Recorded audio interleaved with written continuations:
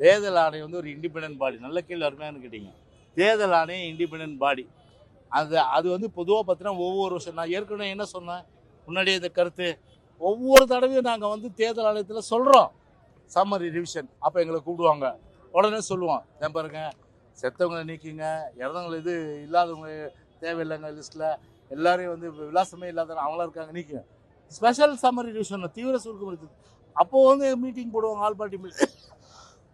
அப்போவும் சொல்லுவோம். இது வந்து இப்போ நாங்கள் இல்லை, இது வந்து 20 வருஷமாக சொல்லிட்டு தான் இருக்கிறோம். செய்யலையே 15 வருஷத்துக்கு மேலே பிரகாஷ், 15 வருஷத்துக்கு மேலே செய்யலை. நாங்கள் இப்போ கேட்குறது வந்து அட்லீஸ்ட் இந்த எஸ்ஏஆர் வந்தது இதுலேயாவது செஞ்சு இந்த மாதிரி ஒரு வெளிப்படைத்தன்மையோடு வாக்காளர் பட்டியல் கொடுங்க தான் கேட்குறேன்.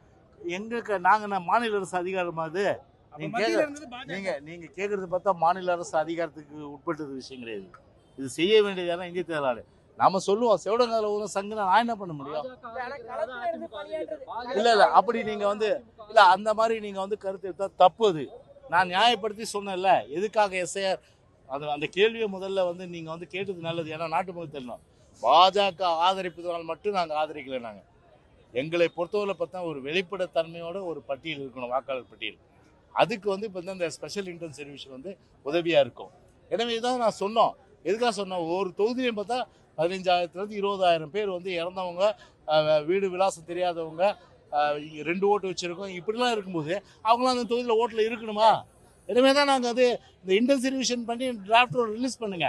அப்போ தான் வந்து அதனுடைய எத்தனை பேர் வந்து நீக்கப்படுற எத்தனை பேர் தெரியும். இன்னொன்று ரிவிஷனும் இருக்குல்ல. இப்போ வந்து பார்த்தீங்கன்னா இதோட முடியுது கிடையாது, அப்பீல் இருக்குது. உங்கள் ஓட்டு இல்லைன்னா நீங்கள் 4ஆம் தேதிக்கு பிறகு 9ஆம் தேதி லிஸ்ட் பண்ணுவாங்க.